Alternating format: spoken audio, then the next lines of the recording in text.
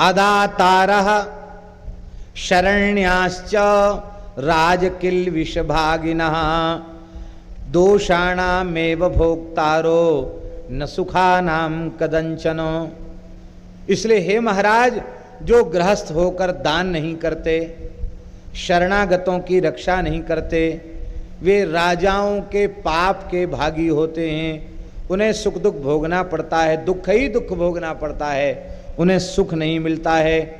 इसलिए बड़े बड़े यज्ञों का अनुष्ठान करें, पितरों का श्राद्ध करें और तीर्थों में स्नान करें। जो आपको करना चाहिए पहले वह कर लें, फिर हम मने थोड़ी कर रहे हैं सन्यास के लिए। आप सन्यास लो, ठाट से लो, लेकिन जो आपको जन्मजात जो कर्तव्य कर्म आपके जीवन में उपस्थित हैं, उनसे यदि मुख मोड़ करके मैदान छोड़कर भागोगे, ये पलायन स्वीकार करोगे, तो यह आपके लिए आदर्श नहीं होगा, ये ठीक नहीं होगा। नकुल जी का प्रवचन पूरा हो गया। युधिष्ठिर ने कुछ नहीं कहा। जब धर्मराज कुछ नहीं बोले, तब सबसे छोटे सहदेव जी, ध्यान दें, ये हैं सबसे छोटे पर ज्ञान में सबसे बड़े, बड़े भारी विद्वान हैं सहदेव, महापंडित सहदेव हैं, महान विद्वान हैं। और आपको पता चलेगा, आपने सबका प्रवचन सुना, अर्जुन का सुना, नकुल का सुना, भीमसेन का प्रवचन सुना, और जब सहदेव जी का प्रवचन आप सुनेंगे तो आप कहेंगे कि हाँ, ये बहुत उच्च कोटि के दार्शनिक हैं, ये बहुत उच्च कोटि के विद्वान हैं, पता चल जाएगा प्रवचन में। सहदेव जी कह रहे हैं, क्या कहें, ये सब विषय जो हैं हड़बड़ी में कहने के नहीं हैं, बहुत स्थिरता पूर्वक कहने के हैं। श्री सहदेव जी ने कहा, भगवान मैं सबसे छोटा हूं और हमारे सब बड़े बोल चुके हैं, अब मैं न बोलूं तो अनुचित होगा, क्योंकि नंबर तो हमारा है। तो यदि आप आज्ञा दें और सब बड़े भाई आज्ञा दें तो मैं भी कुछ बोलूं। हाँ हाँ, आप भी बोलिए, आप क्या कहना चाहते हैं। सहदेव जी ने कहा कि बाहरी द्रव्यों का त्याग कर देने से सिद्धि नहीं मिलती, शरीर संबंधी द्रव्यों का त्याग करने से भी सिद्धि नहीं मिलती, आसक्ति और ममता का त्याग करने से सिद्धि मिलती है। आप बाहरी त्याग को इतना महत्व क्यों दे रहे हो। हे भैया जी, वेद में 2 अक्षर में मृत्यु बताई गई है और 3 अक्षर में अमरत्व बताया गया है। इसलिए 3 अक्षरों को, 2 अक्षरों में मृत्यु है, उन मृत्यु के 2 अक्षरों को त्याग देना चाहिए, अमरत्व के 3 अक्षरों को स्वीकार कर लेना चाहिए। सहदेव जी कह रहे हैं, द्व्यक्षरस्तु भवेन मृत्यु त्यक्षरम ब्रह्म शाश्वतम ममेति च भवेन मृत्युर न ममेति च शाश्वतम। क्या बढ़िया बात है। कहते 2 अक्षर मृत्यु है, मम मेरा, मेरा ये मृत्यु है। मेरा शरीर, मेरा परिवार, मेरा मकान, मेरी दुकान, मेरा रुपया, मेरा कपड़ा, ये जो मेरा मेरा है यही मृत्यु है। और न मम, मेरा नहीं है, सब भगवान का है, सब भगवान का है, सब भगवान का है, भगवान के लिए है, हम भी भगवान के हैं, सब कुछ भगवान का है, भगवान के लिए है, ये अमृतत्व है। इसलिए मेरा मेरा करना छोड़िए, न मम न मम न मम। इसलिए हमारे यहाँ कोई भी कर्म करने के बाद क्या कहा जाता है,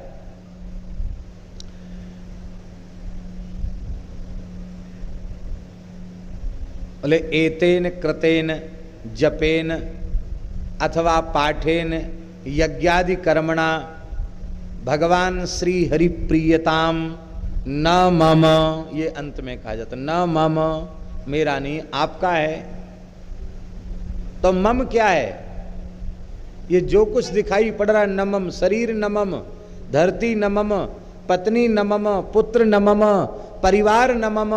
तो मम क्या है, बोले माता रामो मत पिता रामचंद्र स्वामी रामो मत सखा रामचंद्र सर्वस्वं में रामचंद्रो दयालु नान्यम जाने नैव जाने न जाने। त्वमेव माता च पिता त्वमेव, त्वमेव बंधुश्च सखा त्वमेव, त्वमेव विद्या द्रविणं त्वमेव, त्वमेव सर्वं मम देव देव। इसलिए हे महाराज,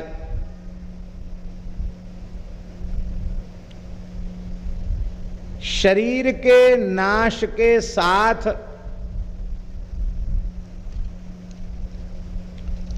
बहुत अच्छी बात कह रहे हैं, थोड़ी गंभीर बात है, समझने में थोड़ी बुद्धि का प्रयोग करना पड़ेगा। सहदेव जी कह रहे हैं, यदि शरीर के साथ आत्मा की उत्पत्ति मान ली जाए, जीवात्मा की उत्पत्ति मान ली जाए, तो शरीर के नष्ट होने के साथ ही साथ इसका विनाश भी मानना पड़ेगा। इसलिए शरीर उत्पत्ति वाला है, इसीलिए विनाश वाला है, और आत्मा उत्पत्ति से रहित है, इसलिए वह विनाश से भी रहित है। इस सिद्धांत को भैया जी स्वीकार कर लेना पड़ेगा। तो महाराज, जब आप यह मान लेंगे कि शरीर के नष्ट होने के साथ जीव का नाश हो गया, तब तो महाराज वैदिक कर्म मार्ग ही व्यर्थ सिद्ध हो जाएगा, क्योंकि फिर तो फल भोग होगा नहीं, न नरक होगा न स्वर्ग होगा, तो वैदिक धर्म ही असिद्ध हो जाएगा। इसलिए जीवात्मा की नित्यता को स्वीकार करना पड़ेगा। जीव कल्पित है, जीव मिथ्या है, जीव अनित्य है, इस सिद्धांत को नमस्कार करना पड़ेगा।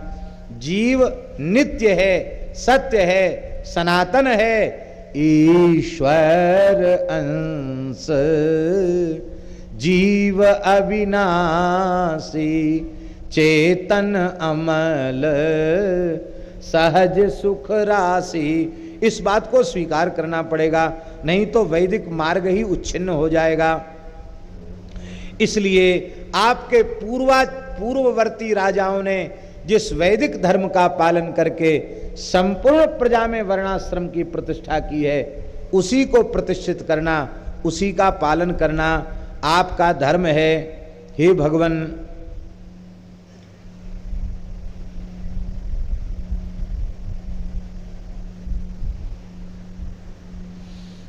घर छोड़ दिया, पत्नी छोड़ दी, परिवार छोड़ दिया, धन छोड़ दिया, जमीन जायदाद छोड़ दी, सब छोड़ दिया। अब चले गए जंगल में, लेकिन वहाँ कुटिया में ममता कर ली, ये आश्रम हमारा, ये कुटिया हमारी। कंदमूल फल में ममता कर ली, दंड कमंडल और भिक्षा पात्र में ममता कर ली। तो हे महाराज, घर छोड़कर जंगल में जाकर विरक्तों के निर्वाह के जो पदार्थ हैं, उनमें भी ममता जो की गई है, जो उन पदार्थों में भी द्रव्यों में ममता करते हैं, उन विरक्तों को भी समझना चाहिए कि अभी हम अमृतत्व प्राप्त नहीं कर पाए हैं, अभी भी हम मौत के मुख में पड़े हुए हैं। तो भगवान, महत्व इस बात का है कि आप भीतर से कितने ममता रहित हो पाए हैं, इसका महत्व है। आप ममता रहित हो जाइए। इसलिए बाह्यांतरंच भूतानाम स्वभावम पश्य भारत, ये तो पश्यन्ति तद्भूतम उच्यन्ते ते महाभयात। बहुत प्यारी बात सहदेव जी कह रहे हैं। बोले भगवान, प्राणियों का बाह्य स्वभाव कुछ और होता है, ठीक है, बाहरी स्वभाव कुछ और होता है, और भीतरी उनका स्वभाव कुछ और ही होता है। उस पर गौर मत कीजिए, तब क्या करें? बोले न बाहर देखो न भीतर देखो, भीतर वाले के भी भीतर जो बैठा है उसको देखो। ये महापंडितों की भाषा है।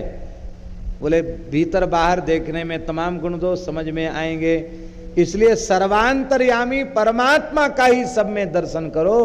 भैया जी, यही विरक्ति है, यही ज्ञान है, यही योग है, यही भक्ति है और यही ज्ञान है। इसलिए देखो अंतिम में सहदेव जी ने क्या कहा, ये विद्वानों की भाषा। सहदेव जी कह रहे हैं भवान पिता भवान माता भवान भ्राता भवान गुरु दुख प्रलापनार्तस्य तन्मे त्वं क्षन्तुमर्हसि। भैया जी आप ही मेरी माता हैं, आप ही मेरे पिता हैं, आप ही मेरे भाई हैं, आप ही मेरे गुरु हैं। तो मुझे आपके सामने जवान नहीं लड़ाना चाहिए था, लेकिन दुखी व्यक्ति आर्त व्यक्ति उसको होश हवास रह नहीं जाता है। तो ऐसे ही समझ लीजिए कि मैं सबसे छोटा हूँ, लाडला हूँ, इसलिए कुछ हमने बातें आपके सामने कर दी, अन्यथा आप जैसे विद्वान के सामने इस प्रकार की बातें हमें नहीं करनी चाहिए। आप तो सब जानते हैं। युधिष्ठिर फिर भी चुप रह गए, कुछ नहीं बोले। तब द्रौपदी जी की बारी आई। द्रौपदी जी सामने आई और द्रौपदी जी ने कहा कि भगवान आपने ही बार बार प्रवचन किया है कि दया धर्म का मूल है।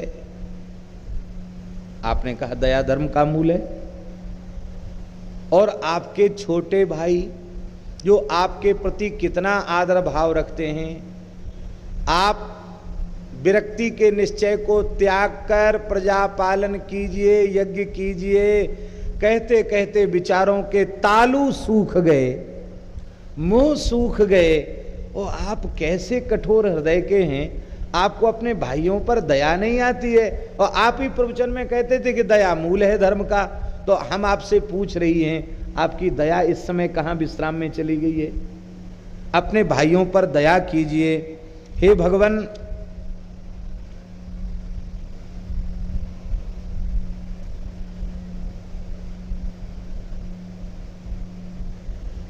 झूठ अधर्म का मूल है। आपने द्वैत वन में अपने भाइयों से कहा था, मुझसे भी कहा था, श्री कृष्ण की साक्षी में कहा था कि भाइयों रो मत, 12 वर्ष पूरे कर लो, 1 वर्ष अज्ञातवास पूरा कर लो, हम अपने अधिकार को प्राप्त करेंगे। और वे यदि सीधे सीधे नहीं देते हैं तो हम क्षत्रिय धर्म के अनुसार संग्राम करके और अपने अधिकार को प्राप्त करेंगे। आपने वचन दिया था, अब तो आपकी बात झूठ हो गई। माताएं खूब याद रखती हैं कब पतिदेव ने क्या कहा था, पुरुष ने कब क्या कहा, ये पुरुष को याद नहीं रहता, माताओं को खूब याद रहता है। इसलिए मौके पर इतना बढ़िया वो कह देती। देखो ये बात कोई नहीं कह पाया, ये बात द्रौपदी ने कही कि आप बहुत प्रशंसा करते हैं दया की, क्षमा की, तो ना तो दया दिखाई पड़ रही है और ना सत्य। ऐसा करेंगे तो आपकी बात झूठी हो जाएगी। इसलिए हे भगवान, असताम प्रतिषेधश्च सताम च परिपालनम एष धर्मम राज्ञाम परो धर्मः समरे चापलायनम। राजाओं का परम धर्म यही है कि वे जो अन्यायी अधर्मी अत्याचारी हैं उनको दंड दें, सज्जनों की रक्षा करें, युद्ध में कभी पीठ न दिखावें। आपने पीठ नहीं दिखाई, आपने दुष्टों को दंड दिया और आप सत्पुरुषों का पालन करने वाले हैं। यही तो आपका धर्म है, इसी का पालन आप कीजिए। देखो ये धरती वेद पढ़ने से नहीं मिली है, दान से नहीं मिली है, समझाने बुझाने से नहीं मिली है, यज्ञ से नहीं मिली है, ये पृथ्वी भीख मांगने से नहीं मिली है, ये आपको अपने बाहुबल से, अपने पुरुषार्थ से मिली है, श्री कृष्ण की कृपा से मिली है। आप इसको ठुकराते क्यों हैं? आप ऐसा न करें। आपके चरणों में मैं बारंबार प्रणाम करती हूं। और ऐसा कहकर द्रौपदी रोने लगी और कहा, साहम सर्वाधमा लोके स्त्रीणाम भरत सत्तम तथा विनिकृता पुत्रैर याहमिच्छामि जीवितुम। हे महाराज, सबसे अभाग्नी तो मैं हूं, संसार की जितनी नारियां हैं उनमें सबसे भाग्यहीना मैं हूं, क्योंकि मेरे पुत्र भी मुझसे छिन गए और मेरे पति भी मुझसे छिन जाएंगे। अब तक तो आपने साथ रखा था, अब आप सन्यासी हो जाएंगे तब तो कहेंगे साथ रखेंगे नहीं। तो पुत्रों का दुख और अब पति का दुख, तो मैं समझती हूं सबसे अधिक मंद भाग्य वाली स्त्री मैं हूं। अर्जुन ने कहा, भगवान, राजाओं के पास एक सबसे महत्वपूर्ण तत्व है, उस तत्व का नाम है दंड। बहुत ऊंची बात, ध्यान से सुने। सतयुग में दंड चारों चरणों से परिपूर्ण होता है। जब दंड व्यवस्था धर्मात्मा राजाओं के राज्य में चारों चरणों से परिपूर्ण होता है तब सतयुग होता है। जब दंड व्यवस्था का एक चरण कमजोर हो जाता है तब त्रेता आ जाता है। दंड 3 चरणों से रहता है तब त्रेता आ जाता है। दंड आधा हो जाता है, दंड व्यवस्था के 2 चरण कमजोर हो जाते हैं, 2 ही चरणों पर दंड रहता है तब द्वापर आ जाता है। और जब दंड व्यवस्था ही भंग हो जाती है, 3 चरण दंड के नष्ट हो जाते हैं और 1 चरण भी क्षतिग्रस्त हो जाता है, दंड व्यवस्था का कहीं नाम नहीं रह जाता है, उसी युग को कलयुग कहते हैं। महाराज, आप अपने बल से सतयुग लाइए, दंड को चारों चरणों से परिपूर्ण कीजिए। कितनी ऊंची बात है महाराज। जो दंड के पात्र हैं वे खुले घूम रहे हैं और जो आदर के पात्र हैं उन्हें दंड दिया जा रहा है। ये कलिकाल की दंड व्यवस्था है। इसलिए दंड बहुत श्रेष्ठ होता है और दंड के कारण ही राजा की महिमा है। राजा दंड, अब महाराज जी दंड में अपने और पराये का भेद नहीं होता है। अर्जुन कहते हैं, जानते हैं दंड कैसा होता है? बोले दंड की आंखें लाल लाल होती हैं। दंड के स्वरूप का वर्णन कर रहे हैं। दंड के नेत्र लाल होते हैं और दंड का रंग काला होता है। नेत्र लाल क्यों होते हैं दंड के? बोले जब कोई श्रेष्ठ पुरुष किसी अपराधी को दंड देता है तो उसकी आंख लाल हो जाती है, तो दंड का कोई अलग रूप थोड़ी है, दंड देने वाला ही दंड का स्वरूप बन जाता है। और जब मार पड़ती है तो जो दंड स्वीकार करता उसकी आंखों के सामने अंधेरा छा जाता है, तमारा आ जाता है, अंधेरा काला होता है, इसलिए दंड का रंग काला होता है, आंख लाल होती है दंड की। और देखो भैया जी, बाचा दंडो ब्राह्मणानाम क्षत्रियाणाम भुजार्पणम दान दंडा स्मृता वैश्या निर्दंड शूद्र उच्यते। बहुत ध्यान से सुने, कितनी सुंदर बात है। वाचा दंडो ब्राह्मणानाम, ब्राह्मण का दंड क्या है? वाणी से अपमानित करना, ये ब्राह्मण के लिए दंड है। क्षत्रिय का दंड क्या है? क्षत्रिय अपराध करे तो बोले राजा का कर्तव्य, क्षत्रिय अपराध करे तो उसको जितने में भोजन और जितने में शरीर ढक जाए उतना ही दे, उसको धन देना कम कर दे, यही क्षत्रिय का दंड है। क्योंकि धन के दोष से ही क्षत्रिय उटपटांग काम करते हैं, ये क्षत्रिय का दंड है। वैश्य का दंड क्या है? बोले वो टैक्स जमा नहीं करता, दीन दुखी गरीबों की सेवा में नहीं लगाता और यक्ष वित्त के समान धन बटोरता है, तो वैश्य का दंड है उसका धन छीन लेना, यही वैश्य का दंड है। लेकिन निर्दंड शूद्र उच्यते, बहुत ध्यान से सुने, कहते निर्दंड शूद्र उच्यते, शूद्र जो है निर्दंड होता है। हमारी प्रार्थना है सज्जन समाज से, सभ्य समाज से, व्यास जी की इस पंक्ति पर ध्यान दें, निर्दंड शूद्र उच्यते। शूद्र को व्यास जी निर्दंड बता रहे हैं, वो दंड का पात्र नहीं है। क्यों? बोले सेवा करता है, सेवा करने वाले से गलतियां बनती हैं, उसको समझा बुझा कर मार्ग पर लाना चाहिए। 3 को दंड बताया, ब्राह्मण को दंड है, क्षत्रिय को दंड है, वैश्य को दंड है, और शूद्र को प्यार दुलार करके समझा बुझा करके और उसको सही रास्ते पर लाना चाहिए। कितनी सुंदर बात है, कितनी प्यारी बात है। बोले उस सेवा लेने के, सेवा करे यही उसके लिए दंड है, और कोई दंड नहीं है। सेवा करता है उसके लिए कोई दंड नहीं है। निर्दंड शूद्र उच्यते। ये कथाएं सबको सुनानी चाहिए। बड़े दुर्भाग्य की बात है, बहुसंख्यक हिंदू समाज के टुकड़े टुकड़े कर दिए गए। आज महाराज जी हमारा एक बहुत बड़ा वर्ग, एक बहुत बड़ा समाज दुर्भाग्य से कथा कीर्तन सत्संग से दूर होने के कारण, जाति की राजनीति करने वाले लोगों के द्वारा बुद्धि बिगाड़ दिए जाने के कारण वे मानवता के महान आदर्श मनु को गाली दे रहे हैं। वे कहते ये मनुवादी हैं, तो ठीक है, ये बड़ा समाज मनुवादी है तो दूसरा समाज धनुवादी हो गया, तो मानव और दानव इनमें प्रेम कैसे होगा? झगड़ा ही होगा। मनु के विचारों को, मनु के सिद्धांतों को मानने वालों को मनुष्य कहा जाता है। धनु के विचार, धनु के सिद्धांतों को मानने वालों को दानव कहा जाता है। आज दुर्भाग्य से मानव ही दानव बनना चाहता है।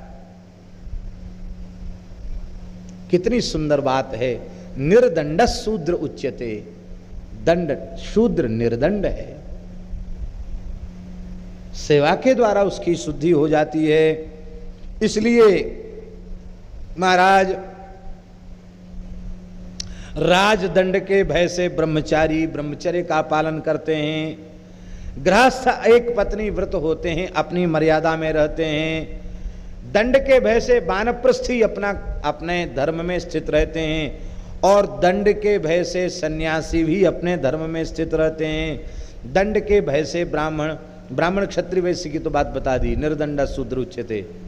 इसलिए राजा का धर्म है कि वह दंड व्यवस्था को कायम करे। दंड की बड़ी भारी महिमा का वर्णन किया। इसलिए हे महाराज,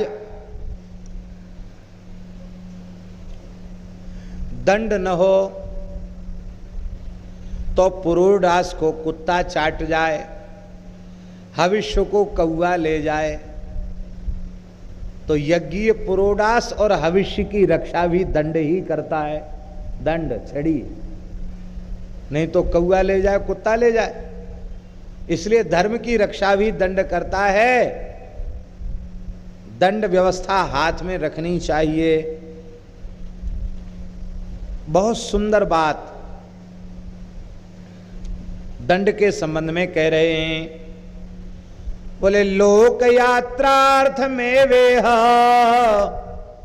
धर्म प्रवचनम कृतम अहिंसा साधु हिंसेति श्रेयान धर्म परिग्रह। लोक यात्रा के निर्वाह के लिए हमने धर्म का प्रतिपादन किया है। अर्जुन कह रहे हैं भैया जी, हम आपसे पूछ रहे हैं, वेद में लिखा है अहिंसा परमो धर्म, अहिंसा परम धर्म है। आप तो बड़े पंडित हो, विद्वान हो। अर्जुन पूछ रहे हैं युधिष्ठिर से, हम आपसे पूछ रहे हैं सर्वथा हिंसा न की जाए अथवा दुष्ट की हिंसा की जाए। ये प्रश्न जब उपस्थित हो जाए तो इसमें हिंसा धर्म होगी कि अहिंसा, आप बताइए। फिर से प्रश्न सुन लें। सर्वथा हिंसा न की जाए, एक सिद्धांत हो गया। दूसरा सिद्धांत दुष्ट की हिंसा की जाए।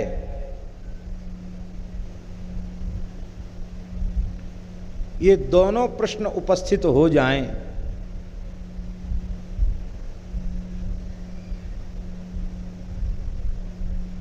तो किसे श्रेष्ठ मानना चाहिए, आप बताइए। बड़ा सुंदर उदाहरण दिया है। किसी प्राणी की हिंसा मत करो, वेद कहता माहिंस्यात् सर्वभूतानि, किसी प्राणी की हिंसा मत करो, अहिंसा परमो धर्म। अब महाराज हम आपसे पूछते हैं, आपकी गौशाला में हिंसक सिंह घुस आवे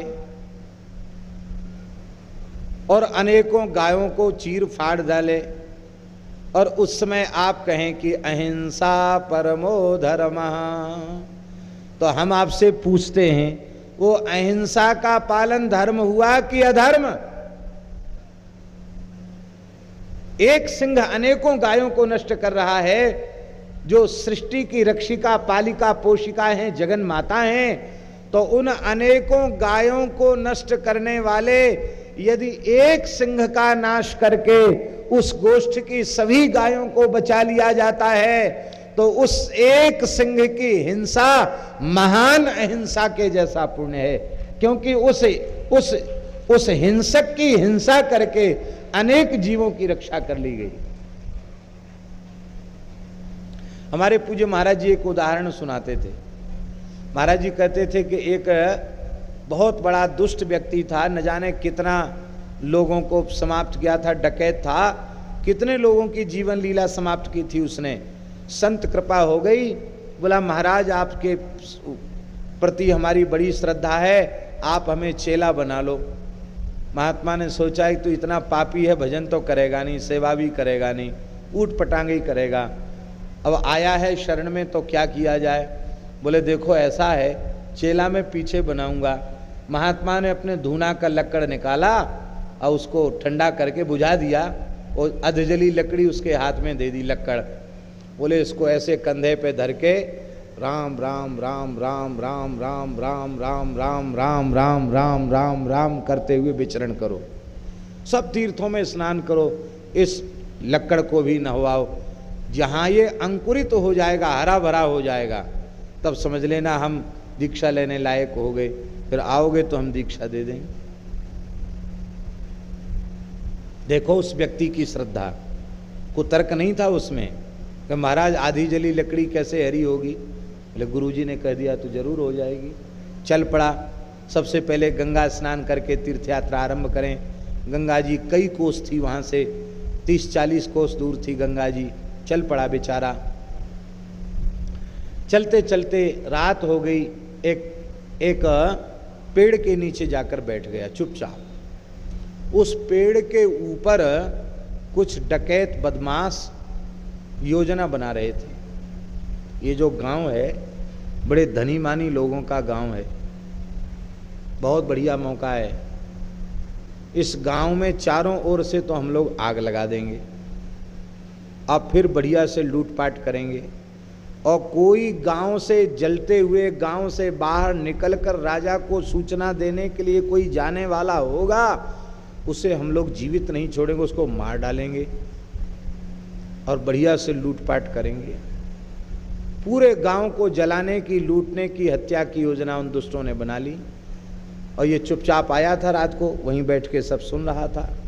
चोर तो अपने ढंग की बात तो ठीक से सुन ही लेते हैं। वो समझ गया, उसने मन में विचार किया, इसी गांव से आज मैंने भिक्षा प्राप्त की, बेचारे कितने निश्चिंत होके सो रहे होंगे। छप्पर लोगों के घरों में है, फूस के छप्पर हैं, आग कितनी भयंकर हो जाएगी रात को, और महाराज कितने लोग बेचारे मारे जाएंगे, लूटपाट होगी। मैंने जीवन भर पाप किए हैं, इतना पाप और सही, ये 4-6 हैं, इनको खत्म करने के लिए तो मैं अकेला ही बहुत हूं। तो वो एक झुरमुट में छिप गया चुपचाप, लक्कड़ लेके, वही अधजला लक्कड़ लेके। और एक चोर जैसे ही धीरे उतरा, एक साथ चोर उतरते नहीं, एक साथ जाते नहीं है। एक चोर उतरा, वो झुरमुट में खड़ा था, इतनी जोर का प्रहार किया उसकी खोपड़ी पर कि वो च्यूं कुछ नहीं बोल पाया, एक में राम राम खत्म। यही काम दूसरे का, यही तीसरे का।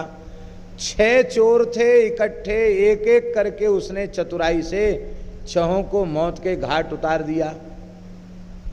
और फिर सोचा कि अब इतने लोग मर गए, फिर न कहीं हमारी तीर्थ यात्रा में बाधा पड़े, भगो यहाँ से, जो होना था सो तो हो गया। उन 6 को मार के चैन की सांस लेके वहाँ से गया। चलते चलते महाराज जी सवेरा हो गया, तो उसने क्या देखा, उसका अधजला लक्कड़ हरा भरा हो गया, उसमें से पत्ते निकल आए। उसको बड़ा आश्चर्य हुआ कि गुरुजी तो कहते थे सब तीर्थों में स्नान करना, इसको नहवाना, राम राम करना, तब न अभी राम राम किया और न कोई साधना की, वो लकड़ हरा भरा हो गया, इसमें से पत्तियां निकल आई। आश्चर्य की बात है। तो बोले गुरुजी को पहले बताना चाहिए। लौट के आया, गुरुजी को सारी घटना सुनाई। गुरुजी ने कहा तुमने जीवन भर जो पाप किए थे वो पाप इस पुण्य के द्वारा नष्ट हो गए।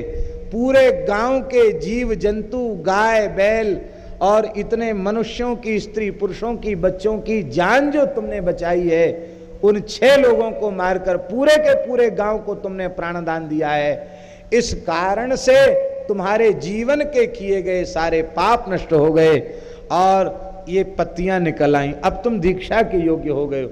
अभी तुमको दीक्षा देते हैं, फिर तीर्थ यात्रा चले जाना। कर्म जो है नारायण सदोष है, निर्दोष नहीं है। कर्म का सबसे भारी दोष तो यह है कि वो उत्पन्न होकर नष्ट हो जाता है, विनाशी है। विनाशी कर्म के द्वारा जो मिलेगा वो अविनाशी नहीं होगा, वो भी विनाशी होगा। ये भी कर्म का दोष है। तो कर्म निर्दोष कब होता है? उत्तम से उत्तम कर्म भी सदोष हो जाता है। कर्म की निर्दुष्टता यही है कि कर्म भगवत प्रसन्नता के लिए किया जाए और करने के बाद भगवान के चरणों में निवेदित कर दिया जाए। यही कर्म के दोष को समाप्त करने का उपाय है। हरि ही समर्पे बिनु सत कर्मा, भगवान को अर्पित कर दिया जाए, यही उसका साधन है, यही उसका उपाय है। उद्देश्य की पवित्रता से कर्म पवित्र होता है। उद्देश्य अपवित्र होगा तो पवित्र कर्म भी अपवित्र हो जाएगा। जैसे माला जपना बड़ा पवित्र कर्म है, लेकिन हम माला जपकर किसी प्राणी का अनिष्ट चिंतन कर रहे हैं, अमुक व्यक्ति का बुरा हो जाए, ये माला जपकर हम चाहते हैं, तो हमको अधोगति में जाना पड़ेगा। महाराज जी हम ब्रज की सत्य घटना सुना रहे हैं। एक अपने वैष्णव संत ही थे,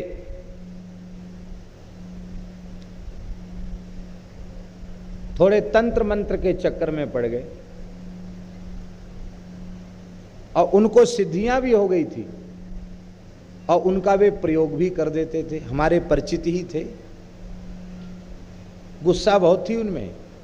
किसी बात पर किसी महात्मा से झगड़ा हो जाए तो कहते अभी देखता हूं तुम्हें, अभी देखता हूं, और बस कह के चले जाते। पर भगवान ही क्या नहीं, जिससे झगड़ा होता वो तो बिल्कुल लेना देना उसका हो जाता, पानी भी नहीं पचता उसको, उसकी तबीयत बिगड़ जाती, मरणासन्न हो जाता, किसी को मुंह से रखता नहीं लग जाता। धीरे धीरे अच्छे महात्माओं का संग उनको मिला और उन्होंने वो काम छोड़ दिया।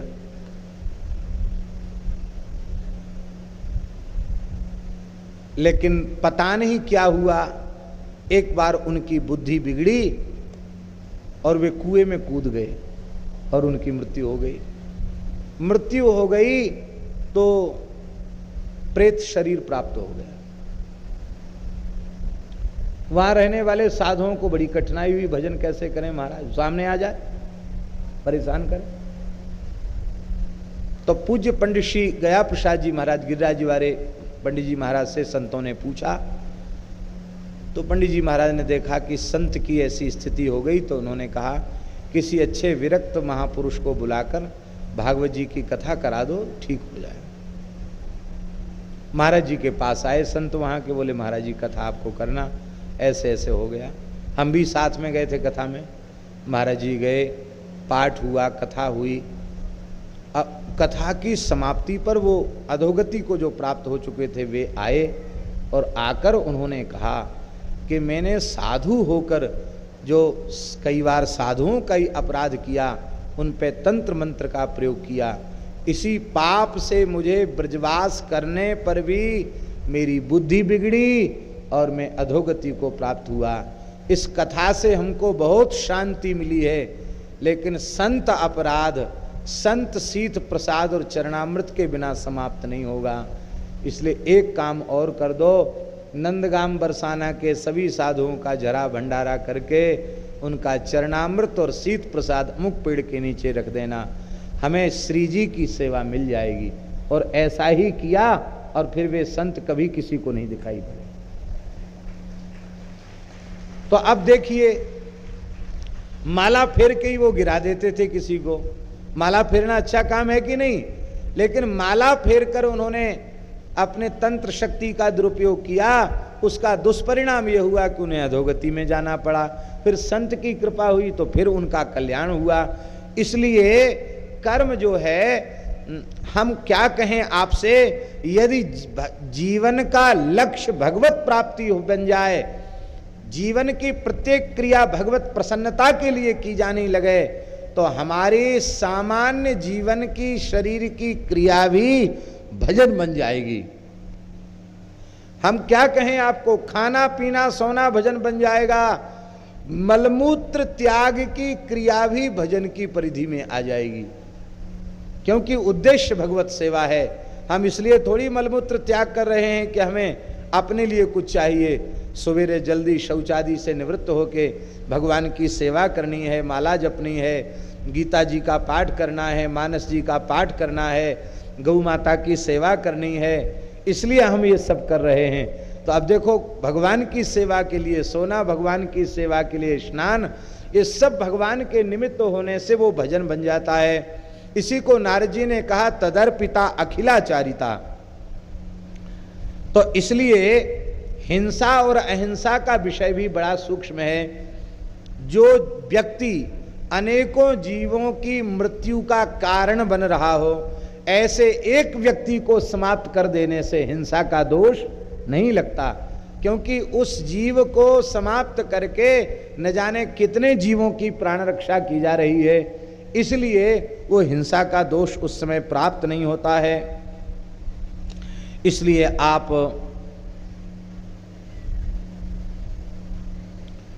इस धर्म के सिद्धांत को स्वीकार करें।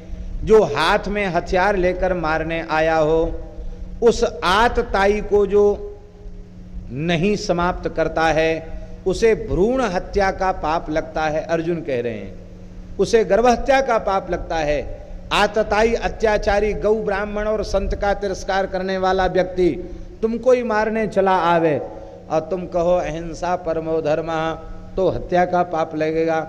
उस दुष्ट को पूरी शक्ति लगाकर उसका प्रतिकार करना चाहिए। कहते ना, ईंट का जवाब पत्थर से देना चाहिए, उस व्यक्ति को दंड देना चाहिए, ये राजा का कर्तव्य है। इसलिए अबध्ये चात्मनि कथम बध्यो भवति कस्यचित्।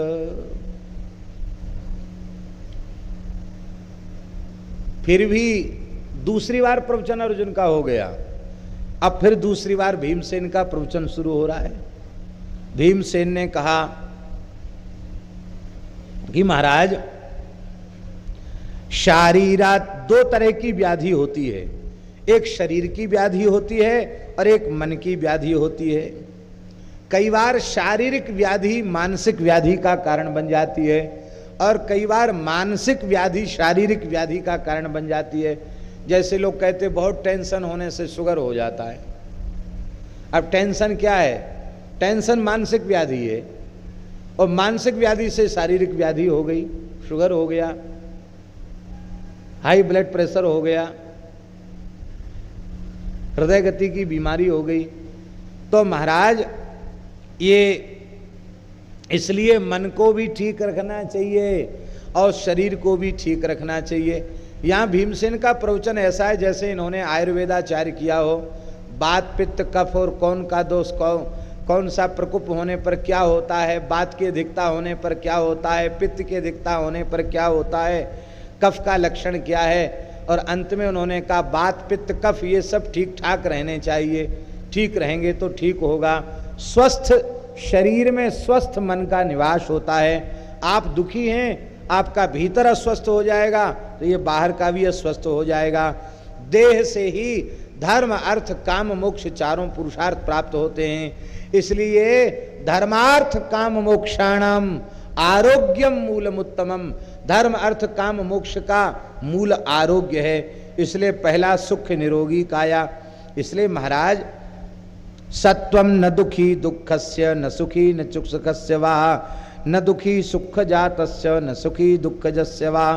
इसलिए अब सुख दुख को बिल्कुल इनसे ऊपर उठ करके आप जो है बार बार दुखी हो जाते सुखी हो जाते, ये ठीक नहीं, मौज से रहिए, क्या परेशानी है, इतना दुखी आप क्यों होते हैं। और एक एक करके कौरवों ने जो कष्ट दिए उनकी याद कराई, और याद कराने के बाद कहा कि महाराज जब ऐसा ही कष्ट भोगना ही आपने निश्चय किया था तो युद्ध ही क्यों किया, युद्ध की आज्ञा हम लोगों को क्यों दी। इसलिए महाराज अब तो भोगों को भोगिए। अब ध्यान दें, इस बात को सुन करके युधिष्ठिर बहुत नाराज हो गए। भोगों को भोगिए, जीवन का सार भोग भोगना है। धर्मराज भला इसको क्या कहाँ सहन करने वाले। मनुष्य का जीवन भोग के लिए नहीं है, भोगों के त्याग पूर्वक परमात्मा को प्राप्त करने के लिए मनुष्य जन्म है। भोगों के लिए तो तमाम योनियां हैं, स्वर कुत्ता गधा घोड़ा सब भोग भोगते हैं, भोगों के लिए योनियां नहीं है। भोगों का त्याग करके भगवान को पाने के लिए मानव शरीर है। युधिष्ठिर ने कहा कि भीमसेन असंतोषः प्रमादश्च मदो रागो प्रशांतता बलम मोहोभिमानश्चाप्युद्वेगश्चैव सर्वेषाः। भीमसेन, तुम्हारे भीतर असंतोष, प्रमाद, मद, राग, अशांति, बल, मोह, अभिमान, उद्वेग, ये सारे पाप तुम्हारे भीतर घुसे हैं, ये सब तुम्हारे भीतर हैं। युधिष्ठिर बोल रहे हैं क्यों है तुम्हारे भीतर। बोले तुमने परमात्मा को लक्ष्य छोड़कर भोगों को लक्ष्य बना लिया। तो जो भी व्यक्ति अपने जीवन में भोगों की मान्यता कर देता है उसमें ये दोष अपने आप आ जाते हैं। सबसे पहले उसे असंतोष आता, भोगी मनुष्य को चाहे जितना बढ़िया भोजन मिल जाए संतोष नहीं होगा, कहेगा और अच्छा मिलना चाहिए, और अच्छा मिलना चाहिए। उसमें भी दोष देख लेता है। एक पंडित जी थे, उनको कोई चाहे जितना बढ़िया भोजन करावे कुछ ना कुछ दोष निकाल देते थे। एक जमींदार ने कहा हम इतना बढ़िया भोजन कराएंगे ये दोष न निकाल पावें। ओ महाराज, बिहार की घटनाएं, अनेक तरह की तरकारी, साग, भात सब बना करके, चोखा और सब चीज़ खिलाई पिलाई उनको। बोले अब तो महाराज कोई कसर नहीं रह गई। बोले महाराज आपने बहुत बढ़िया रसोई बनाई, क्या कहना, हम तो गरीब ब्राह्मण हैं, इतना सुंदर भोजन कहाँ, बहुत बढ़िया तुमने पवाया। लेकिन अब पूछ ही रहे हो कि कोई कमी तो नहीं रह गई। एक कमी रह गई। क्या कमी रह गई। बोले जिस पत्तल पर आपने भात परोसा था ना, उस पत्तल में नीम की सीक लगाई गई थी, उससे थोड़ा सा भोजन कड़ुआ हो गया, और तो सब ठीक है। लो, अरे नीम की ही खड़िका सीक लगाई जाती है पत्तल में, और उससे कहीं भोजन कड़ुआ थोड़ा ही होता है। पर जिसे दोष निकालना है वो उसमें भी दोष निकाल लेगा। बोले महाराज वो नीम की जो सींक लगाई थी उससे कड़ुआ हो गया, बाकी तो सब ठीक है, आपने ठीक पवाया है। तो भोग जिस मनुष्य का लक्ष्य बन गए हैं उसमें असंतोष आ जाता है, प्रमाद आ जाता है, मद आ जाता है, राग आ जाता है, अशांति, बल, मोह, अभिमान, उद्वेग सब आ जाता है। और तुमने महाराज भोगों को अपना लक्ष्य बना लिया है, तुम भोगों की प्रशंसा कर रहे हो, इसलिए सारे पाप तुम्हारे भीतर घुस गए। बहुत ऊंची बात धर्मराज कह रहे हैं। धर्मराज कह रहे हैं आमिष और निरामिष, वो जो निरामिष होते हैं उनकी प्रशंसा वेद ने बहुत अधिक की है, और जो सामिष होते हैं उनकी बड़ी भारी निंदा की है। लोक में सामिष और निरामिष का अर्थ क्या कहा जाता है, क्या माना जाता है। निरामिष माने जो अखाद्य नहीं खाता, अपेय नहीं पीता। और खोल के कह दें जो मद्य मांस आदि का, अंडा मछली मांस आदि का सेवन नहीं करता, शुद्ध शाकाहारी होता, उसको निरामिष कहते हैं। और जो उटपटांग चीज खाता उसको सामिष कहते हैं। पर यहाँ युधिष्ठिर दूसरी परिभाषा दे रहे हैं। युधिष्ठिर कहते हैं सकाम व्यक्ति सामिष है और निष्काम व्यक्ति निरामिष है। बोलो धर्मराज युधिष्ठिर महाराज की, यह है महाभारत की कथा। बोले सकाम व्यक्ति, भोगों का लालची मनुष्य, वो भयंकर पापी है, वो सामिष है। और जिसने भोगों की इच्छा का त्याग कर दिया है वही निरामिष है। शुद्ध शाकाहारी कहलाने लायक वही है। जिसने भोगेच्छा का त्याग कर दिया है। इसलिए भीमसेन, तुम सामिस मत बनो, तुम निरामिस बन जाओ, ये ठीक नहीं है। देखो, मनुष्य अपने पेट के लिए हिंसा करता है। पहले तुम अपने पेट को जीतो, तब हमसे बात करो। तुम्हारी खुराक बहुत ज्यादा है, इसलिए तुम अपना भोजन पहले कम कर दो। अल्पाहार तया त्वगिनम शमयौ दर्यमुत्थितम, पहले अपनी पेट की ज्वाला तो कम करो, तब हमसे शास्त्रार्थ करना। इन बातों से लगता है कि युधिष्ठिर नाराज हैं, क्योंकि वो बिल्कुल स्वीकार नहीं करना चाहते हैं कि मानव जीवन का फल भोग है। वे कहते हैं मानव जीवन का फल तो भगवान की प्राप्ति है। और देखो, तुम राष्ट्र के योग क्षेम धर्म अधर्म सब तुम में स्थित हैं। तुम इस भार से मुक्त हो जाओ, त्याग का आश्रय लो। मनुष्य चर्चा तो त्याग की करता है और अपने लिए भोगों का संग्रह करता है। वो भोगों का लालची मनुष्य ऐसा ही होता है। इसलिए ममता रहित हो जाओ, और ममता रहित होकर शोक रहित हो जाओ। संकल्पेषु निरारंभा, बहुत सुंदर वाणी है युधिष्ठिर की। संकल्पेषु निरारंभो निराशो निर्ममो भव, अशोकम स्थानमातिष्ठ इह चामुत्र चाव्ययम। तुम अपने मनोरथों के बड़े कार्यों का आरंभ न करो, आशा तथा ममता न रखो, शोक रहित पद का आश्रय लो।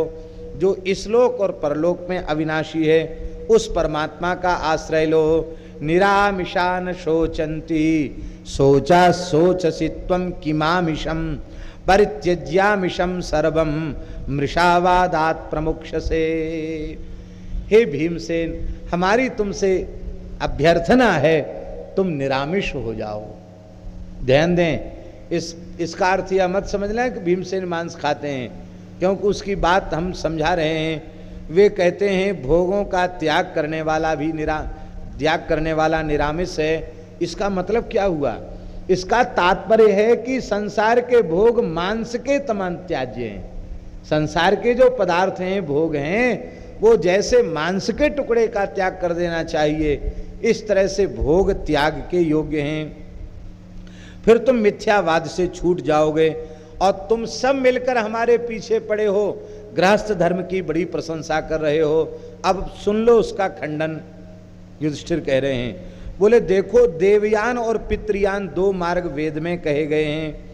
जो सकाम यज्ञों का अनुष्ठान करते हैं, निवृत्ति धर्म का पालन करते हैं, वे पितृयान से जाते हैं और पितृयान से स्वर्ग आदि लोकों को प्राप्त करके और फिर पुण्य क्षीण होने पर धरती पर जन्म लेते हैं और फिर माया अविद्या से ग्रसित होकर सुख दुख हानि लाभ आदि भोगते हैं। और जो निष्काम हैं, निर्लोभ हैं, आसक्ति और अहंता ममता से शून्य हैं, ऐसे जो निवृत्ति परायण महात्मा हैं, देवयान से जाते हैं और परमात्मा के चरणों में पहुंचकर वहां से फिर लौटते नहीं है। इसीलिए आद्य शंकराचार्य भगवान ने भी एक जगह उपनिषद की टीका में लिखा है, एक मंत्र के टीका में उन्होंने लिखा है, उन्होंने कहा कि ब्रह्मचारी और यति, उन्हें जो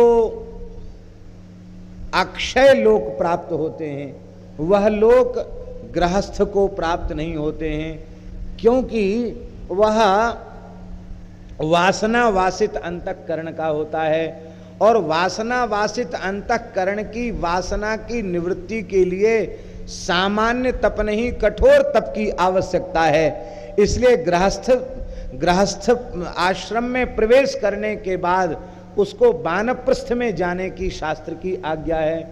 वानप्रस्थ आश्रम के नियम चारों आश्रमों में सबसे कठोर हैं।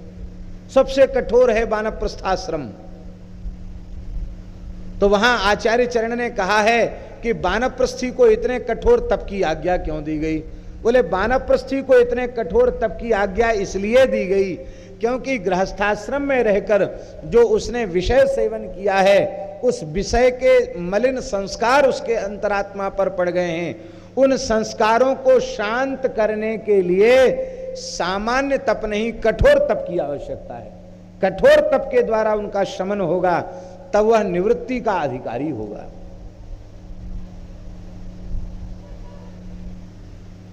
यदि ऐसा न होता तो गृहस्थ को वानप्रस्थ के द्वारा तप और इसके बाद फिर सन्यास के लिए वेद क्यों प्रेरित करता।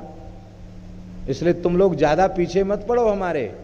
हाँ, हम जो कहते हैं वो एकदम सही है। तपसा ब्रह्मचर्येण स्वाध्यायेन महर्षयः विमुच्य देहास्ते यान्ति मृत्यो अविषयंगता। न जाने कितने महात्मा विरक्ति का आश्रय लेकर के, वैराग्य का आश्रय लेकर के, तपस्या, ब्रह्मचर्य और सत्संग करके, वेदों का स्वाध्याय करके मोक्ष पद के अधिकारी हुए हैं, भगवत प्राप्ति के अधिकारी हुए हैं। इसीलिए प्रवृत्ति जो है वो परम पुरुषार्थ नहीं है, निवृत्ति ही पुरुषार्थ है। सीधे निवृत्ति संभव नहीं है, इसलिए प्रवृत्ति के मार्ग से जाकर निवृत्ति की ओर जाएं, ये बात कही गई है। वेदों का तात्पर्य प्रवृत्ति में ना होकर निवृत्ति में ही है। और श्री युधिष्ठिर जी कह रहे हैं, देखो अर्जुन, तुम मेरे बड़े प्यारे हो, तुमको हम बड़े प्रेम से समझा रहे हैं। महाराज जनक के चित्त में वैराग्य उत्पन्न हुआ और महाराज वे याज्ञवल्क्य जी के चरणों में बैठकर सत्संग कर रहे थे। उसी समय मिथिला में आग लग गई। लोग सत्संग सुनने वाले दौड़ के भागे आग में से, अपने सामान को बचाने के लिए, परिवार को बचाने के लिए। लेकिन अविचल भाव से महाराज राजर्षि जनक वहां बैठे रह गए। सुंदर लिखने योग्य श्लोक है, अनंतम बत में वित्तम यस्य में नास्ति किंचन मिथिलायाम प्रदीप्तायाम न मे दह्यति किंचन।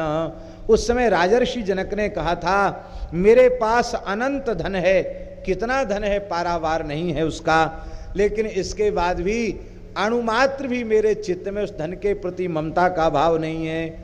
इसलिए ममता आसक्ति से शून्य होने के कारण हे गुरुदेव महर्षि याज्ञवल्क्य, मिथिला के जलने से मेरा कुछ भी नहीं जलने वाला है।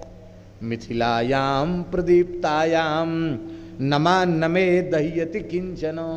मिथिला के जलने से मेरा कुछ नहीं जलेगा।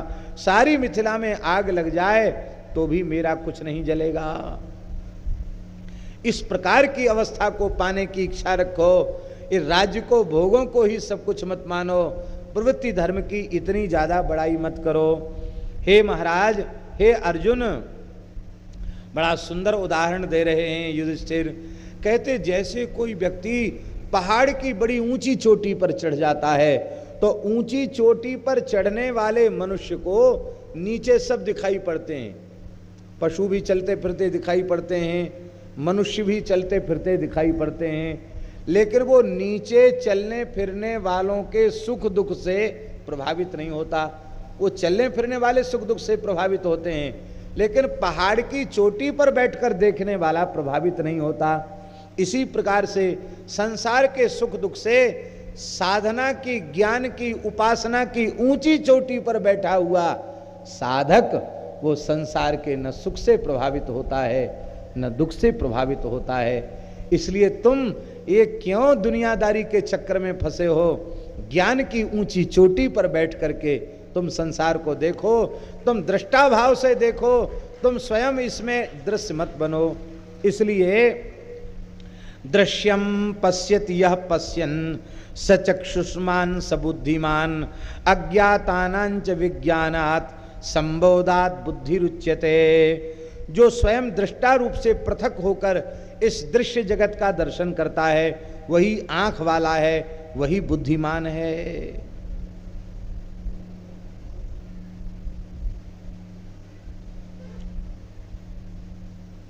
अर्जुन ने कहा, भैया जी नाराज तो नहीं हो गए, हम भी कुछ कहना चाहते। बोले हाँ कहिए।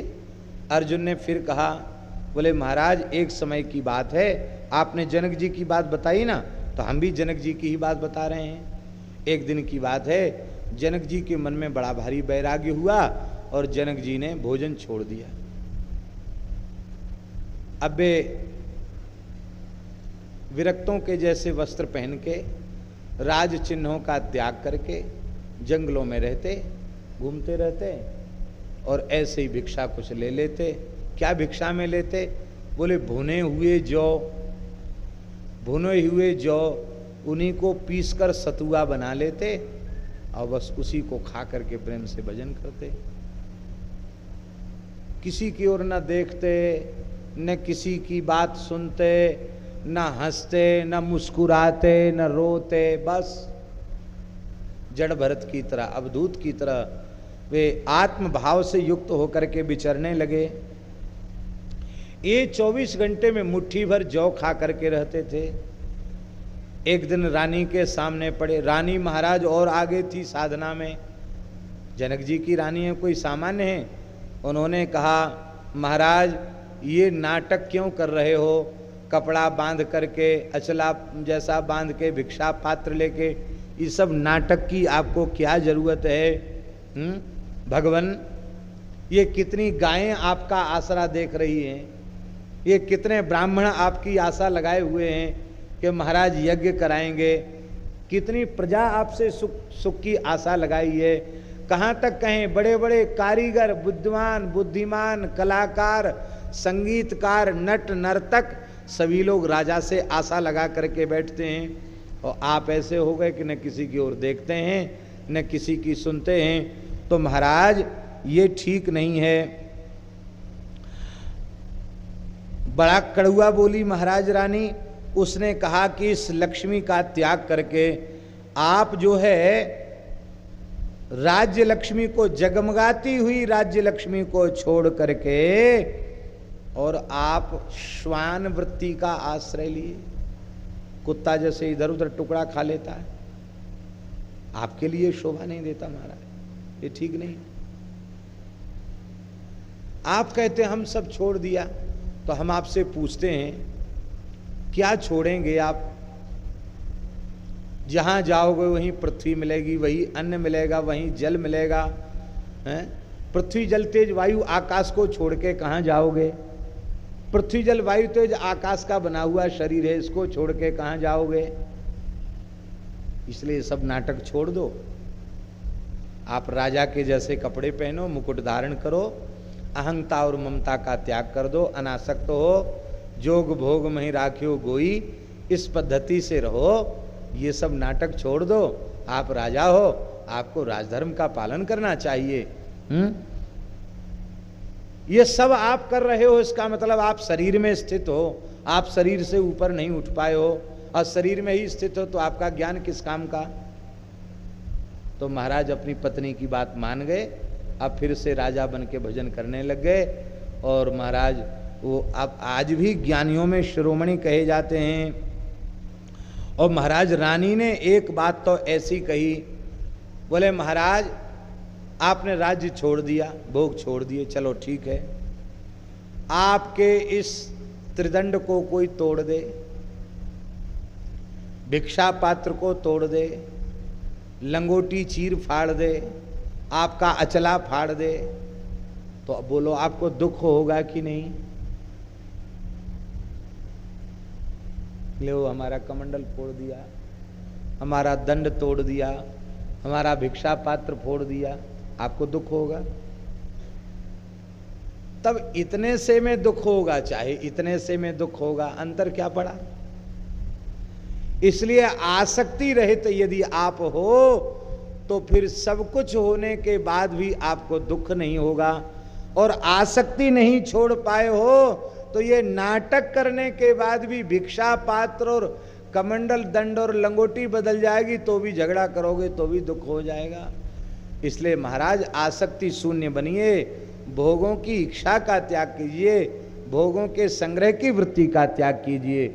और परमात्मा ने जो आपको पद दिया है, जो राज्य के पदार्थ दिए हैं, उनको आप जो है अच्छे कार्यों में लगाइए। या इमाम कुंडिकाम भिंद्यात त्रिविष्टब्धम चयो हरेत बासश्चाप हरेत तस्मिन कथम ते मानसम भवेत। इसलिए महाराज आप कृपा करके राजधर्म का आश्रय लीजिए।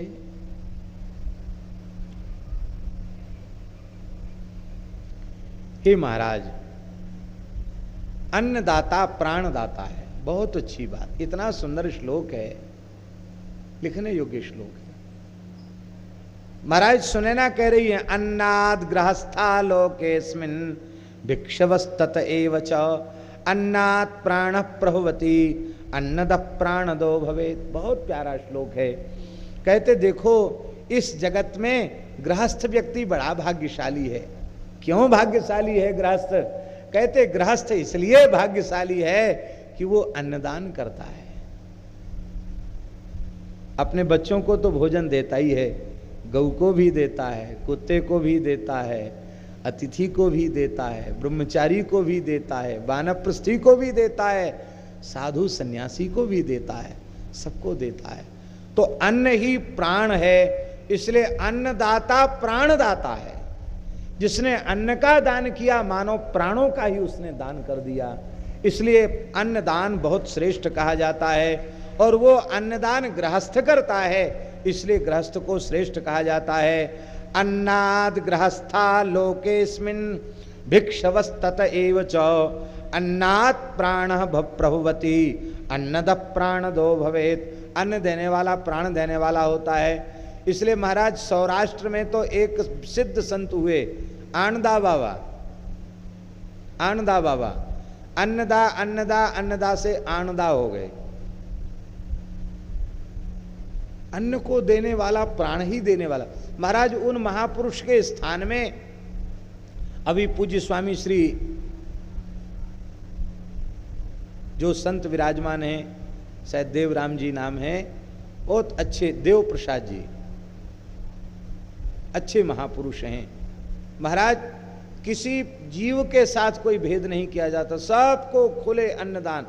वहां जाकर मन में इतनी प्रसन्नता हुई, कैसे कैसे महाराज किसी जाति के हों, किसी प्रकार के हों, अत्यंत कुष्ठ है, रोग है, उनकी भी सेवा हो रही है, अत्यंत वृद्धों की सेवा भी हो रही है, गायों की सेवा तो हो ही रही है, हिंदू मुसलमान का भी भेद नहीं है, सभी प्राणियों की सेवा।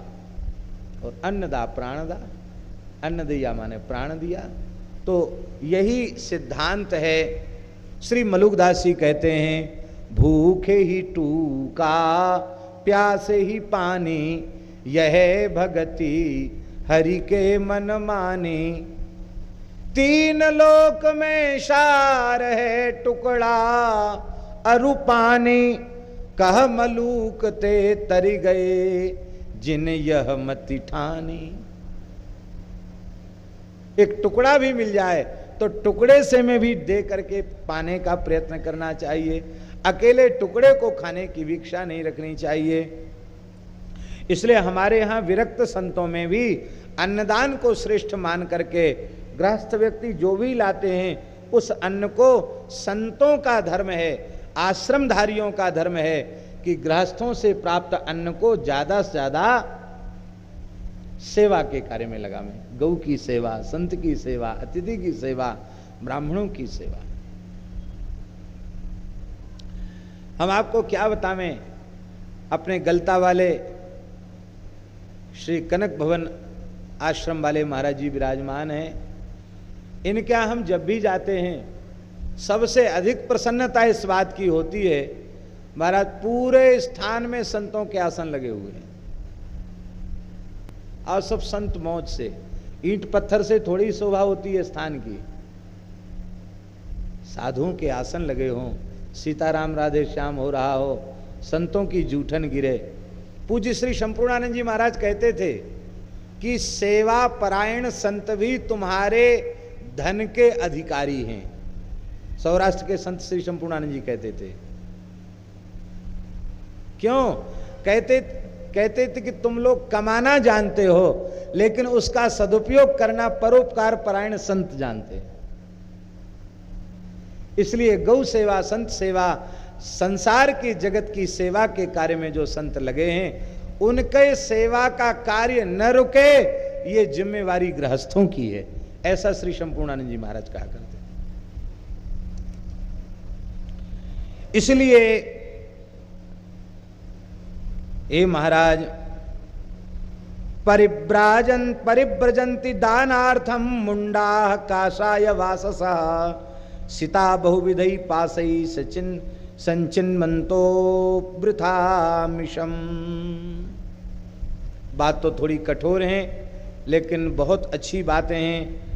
रानी कहती है, जनक जी की महारानी कह रही हैं कि जो लोग अभी भोगों की आसक्ति का त्याग नहीं कर पाए हैं, वे दान लेने के लिए, पेट पालने के लिए मूड़ मुड़ा कर काषाय धारण कर लेते हैं और अनेक प्रकार के भोगों की आसक्ति में बंधे हुए होने के कारण वो अपने विरक्त स्वरूप को भोगों की पूर्ति का माध्यम बना लेते हैं। और महाराज ऐसे लोग वे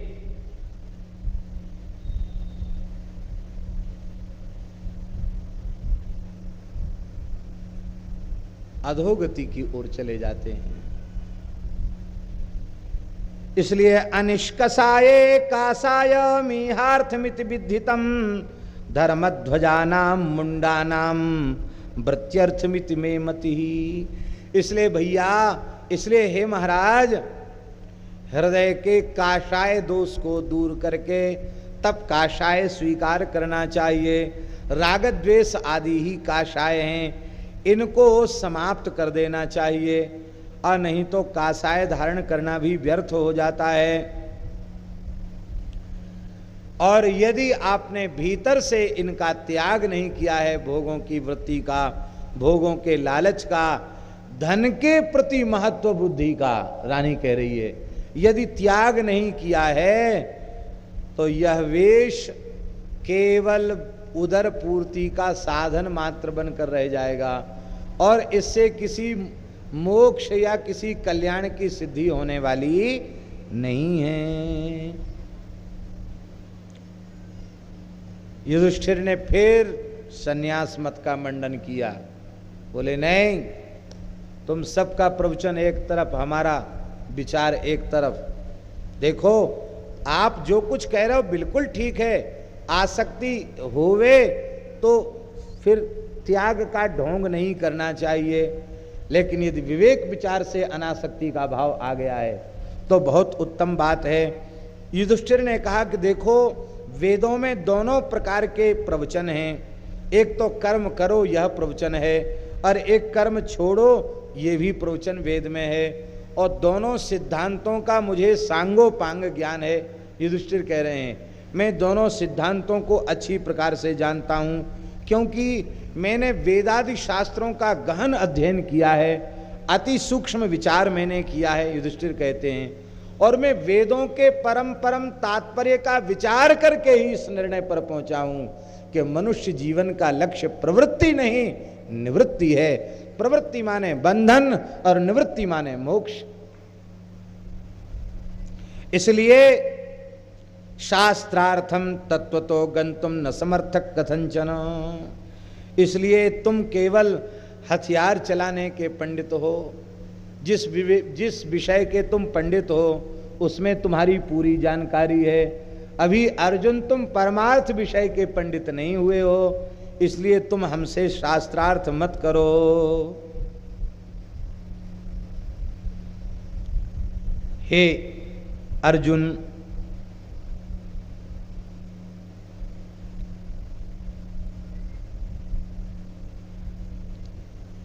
बहुत सुंदर श्लोक है, क्या कहें, एक एक वाक्य बड़ा अद्भुत है। युधिष्ठिर कह रहे हैं तपः त्यागो विधि रीति निश्चयत्वेष धीमताम परम परम ज्याय एषाम येषाम नैश्रीयसी मति। हे अर्जुन, तपस्या, त्याग और ब्रह्म ज्ञान, ये तीन चीजें हैं। कितनी चीजें हैं? तपस्या, त्याग और परमात्म तत्व का बोध। परमात्म तत्व के बोध को ही ब्रह्म ज्ञान कहेंगे। ब्रह्म ज्ञान, ये तीन चीजें हैं। इन तीनों में उत्तरोत्तर श्रेष्ठ हैं। तप से त्याग श्रेष्ठ है, तप से त्याग श्रेष्ठ है। और त्याग से भी श्रेष्ठ परमात्मा के तत्व का यथार्थ रूप में अनुभव हो जाना, ब्रह्म ज्ञान प्राप्त हो जाना, पर ब्रह्म के स्वरूप की अनुभूति हो जाना, ये उससे भी श्रेष्ठ है। इसलिए मैं भोगों के त्याग को ही तप कहा जाता है। पहले भोगों का त्याग करता है तब तप होता है, तप के बाद त्याग होता है, और त्याग के बाद फिर ब्रह्म तत्व का बोध होता है। इसलिए मैं जिस मार्ग पर चल रहा हूं वो परमात्मा के तत्व की प्राप्ति का मार्ग है। हे अर्जुन,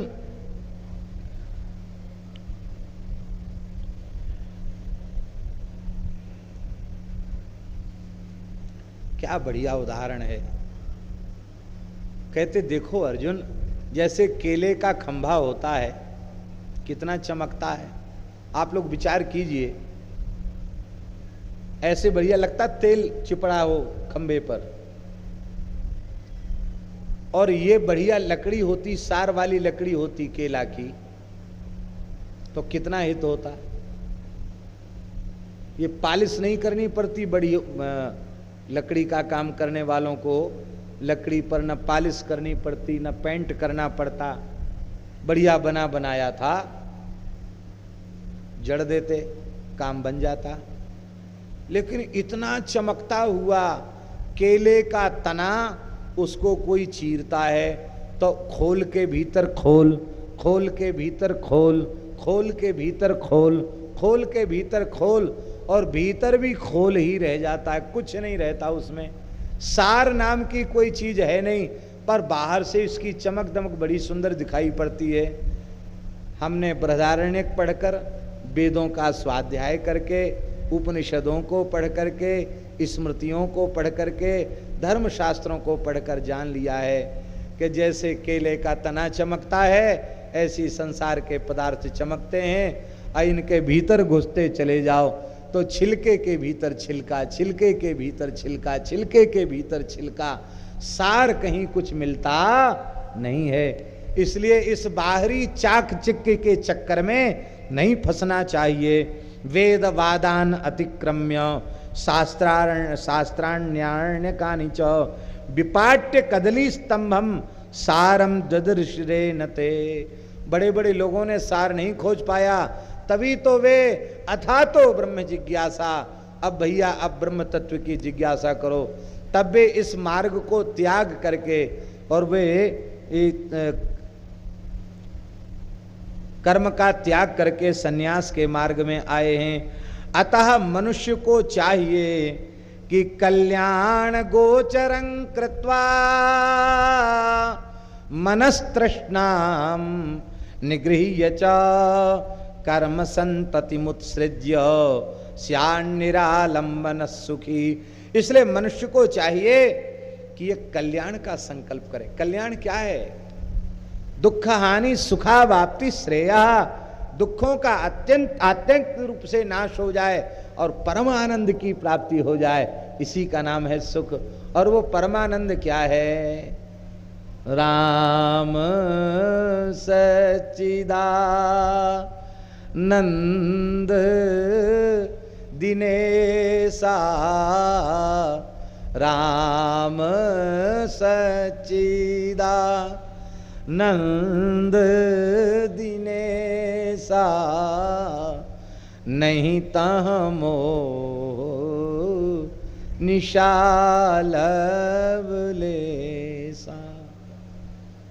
महाराज फिरत स्नेह मगन सुख अपने, नाम प्रसाद सोच नहीं सपने, नाम प्रसाद सोच नहीं सपने। भजन करने वालों को स्वप्न में भी शोक नहीं होता। इसलिए कल्याण का संकल्प करो। भगवान की प्राप्ति ही परम कल्याण है, जो सुख और दुख से विलक्षण है। और कल्याण की प्राप्ति में बाधक तृष्णा है, भोगों की तृष्णा को त्याग दो, कर्मों की परंपरा का परित्याग कर दो और धन और जन के प्रति जो महत्व बुद्धि है और इनका जो आश्रय है इसका त्याग कर दो। धन का आश्रय छोड़ दो और जन का आश्रय छोड़ दो, तब भगवदाश्रय पुष्ट होगा और भगवान का आश्रय पुष्ट होने पर ही जीव का कल्याण होगा। एकमात्र भगवान का आश्रय लो। हे अर्जुन, इस मार्ग में तुम धन की प्रशंसा कर रहे हो। हम तुमसे पूछते हैं धन है कौन सी चीज? धन तो कर्म के जाल में फंसे हुए लोगों की वासना की पूर्ति का एक साधन मात्र है। और धन है क्या? इसलिए वस्तुतः जो कर्म के जाल में नहीं फंसे हैं उनकी दृष्टि में धन का कोई महत्व नहीं है।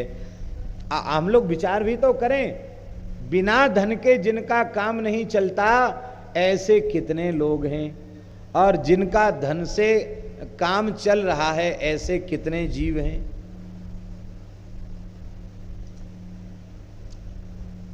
ग्रंथ में लिखा है कि 84 लाख योनियों में 4 लाख प्रकार की योनियां मनुष्यों की हैं। कितनी? 4 लाख तरह के मनुष्य हैं इस धरती पर। मनुष्यों का व्यवहार बिना धन के नहीं चलता। 80 लाख जीवों का व्यवहार बिना धन के चल रहा है। तो बोलो बहुमत किधर है? बिना धन के काम जिनका नहीं चलता उस ओर बहुमत है कि बिना धन के जिसका काम चल जाता उस ओर बहुमत है? बहुमत किधर है? उधर ही बहुमत है। और दूसरी बात हम कहते धन से काम नहीं चलता। यदि धन के बिना काम नहीं चलता तो किसी भी मनुष्य को भोजन मांगने पर रुपया दे दो, पानी मांगने पर रुपया दे दो, कपड़ा मांगने पर रुपया दे दो, थोड़े दिन में हाथ पांव फूल जाएंगे। उसके कहेंगे महाराज ये रुपया खावें कि पिएं कि ओढ़ें कि बिछावें, इनसे पेट भरने वाला नहीं है। भोजन लाओ, पानी लाओ, इसी से प्राण रक्षा होगी। धन बुरी चीज नहीं है। धन का सत्कर्म में व्यय करना चाहिए, अच्छी बात है, लेकिन धन के प्रति जो महत्व बुद्धि है वो बुरी चीज है। इसलिए तुम धन की प्रशंसा मेरे सामने मत करो। इस प्रकार से बड़ा सुंदर संवाद हुआ है, बहुत लंबा संवाद है। हमने तो आपको ये बताइए कि एक एक अध्याय में से 2-2, 4-4 बातें हमने कही हैं। बहुत विस्तृत प्रकरण है। देवस्थान मुनि के उपाख्यान का वर्णन है। देवस्थान मुनि ने भी और बड़ी प्रसन्नता पूर्वक युधिष्ठिर को जो है उपदेश किया है और कहा कि भगवान आसक्ति ममता तो आप में पहले से ही नहीं है। आप ज्ञान की ऊंची कक्षा पर विराजमान हैं। ये सब चीजें तो उनके लिए हैं जो इनको प्राप्त करना चाहते हैं। उनको सब नाटक करना पड़ता है, घर छोड़ना पड़ता है, साधना करनी पड़ती है। आप में तो पहले से वो भूमिका बनकर तैयार है। आप जैसा वीतराग राजर्षि यदि प्रजा का पालन करेगा तो संपूर्ण प्रजा में धर्म और सदाचार की प्रतिष्ठा होगी। इसलिए महाराज संतोषो वै स्वर्गतमः संतोष परमं सुखम तुष्टेर किंचित परत परत सा सम्यक प्रतिष्ठति। हे महाराज, मनुष्य के लिए संतोष की प्राप्ति स्वर्ग से भी बढ़कर संतोष ही सबसे बड़ा सुख है। और संतोष यदि मन में प्रतिष्ठित हो जाए तो संतोष से बढ़कर कुछ नहीं है, और वो संतोष आपके भीतर प्रतिष्ठित है। हे महाराज, किसी से द्रोह न करना, सत्य बोलना, बलि वैश्वदेव का अनुष्ठान करना, प्राणियों का यथायोग्य भाग उनको देना, दया भाव बना के रखना, इंद्रियों का संयम करना और अपनी ही पत्नी के प्रति पत्नी भाव रखना, मृदुता, लज्जा, अचंचलता, ये सब गृहस्थ व्यक्तियों का के लिए मनु जी ने बताया है। और ये सारी बातें आप में प्रतिष्ठित हैं। इसलिए आप गो ब्राह्मणार्थे युध्यंता प्राप्ता गति मनुत्तमाम। महाराज, युद्ध से आप ग्लानि कर रहे हैं। गौ और ब्राह्मणों की रक्षा के लिए जो क्षत्रिय युद्ध करते हैं वे संपूर्ण पापों से मुक्त होकर उत्तम गति को प्राप्त करते हैं। तो आपने अधर्म युद्ध नहीं किया, आपने धर्म युद्ध किया। आपका युद्ध गायों की रक्षा के लिए है, आपका युद्ध ब्राह्मणों की रक्षा के लिए है, आपका युद्ध वैदिक धर्म की रक्षा के लिए है, आपका युद्ध प्रजा की रक्षा के लिए है। क्षत्रिय धर्म की प्रशंसा अर्जुन ने फिर की और फिर युधिष्ठिर जी को समझाया और शंख लिखित की कथा भी अर्जुन ने सुनाई। व्यास जी ने शंख लिखित की कथा अर्जुन को श्री युधिष्ठिर को सुनाई। उन्होंने कहा कि देखो राजन, ये सब तुम्हारे भाई जो कह रहे हैं और मैं भी तुमसे यही कह रहा हूँ।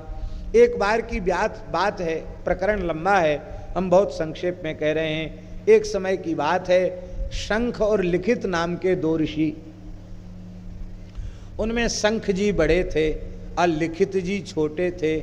एक बार लिखित अपने भैया शंख के आश्रम में गए, उनको भूख लग रही थी और महाराज आम का मौसम था और बढ़िया आम, पके हुए आम गिरे पड़े थे।